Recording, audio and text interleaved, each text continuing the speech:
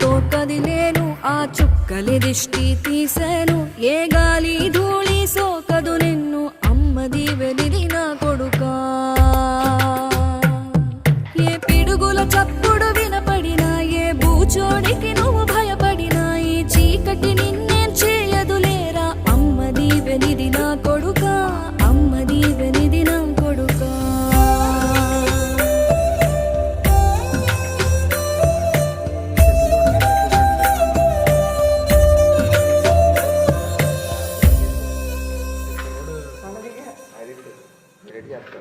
ఆయన తెలియాలి